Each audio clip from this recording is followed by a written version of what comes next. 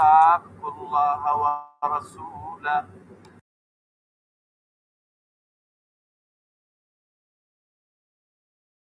دشمنی کردند و من یشاقق الله و رسوله، هر کسی که عداوت کند دشمنی کند با الله و رسولش فإن الله شدید العقاب، همانا الله سخت عذاب میده، همانطوری که این هر سخت عذاب داد.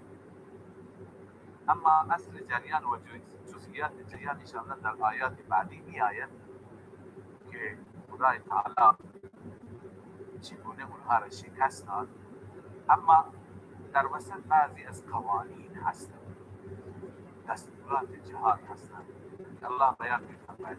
خدمت شما این عرض کنم وقتی که اینها صف بستند برای جنگ، در اون آیات می‌خوانیم خدا چطور دل مسلمانان را پرس کرد. اونها خیلی زیاد بودند ولی وقتی مسلمانان نگاه می‌کردند در چشم اونها خدا اونها را خیلی کم کرد. یقللهم فی اعینکم، یعنی خداوند در دید شما اونها را خیلی کم نشان داد. مسلمان وقتی که نگاه کرد خیلی کم است، خیلی زیاد بودند ولی خدا میخواست که تقویت بشه.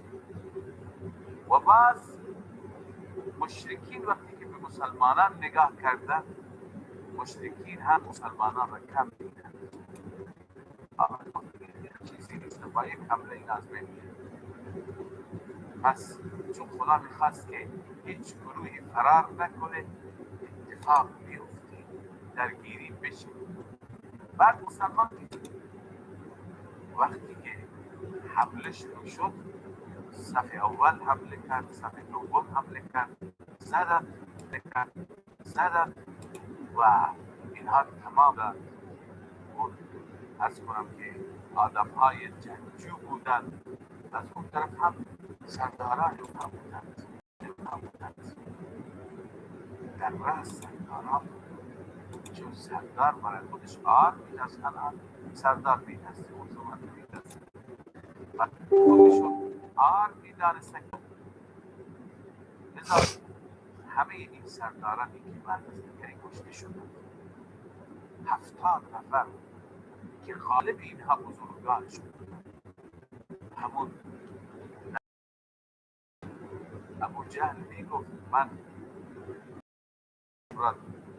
چی میکنم، دعوت میکنم بیاید. همه اونها بودن، همه اشیاخ قریش، شیوخ عرب و اینها که کشته شدن. بسیاری اسیر شدن، در میان اسیرها هم همه بزرگان بودن. حضرت عباس بود، عموی رسول الله، عقیل بود، برادر سیدنا علی،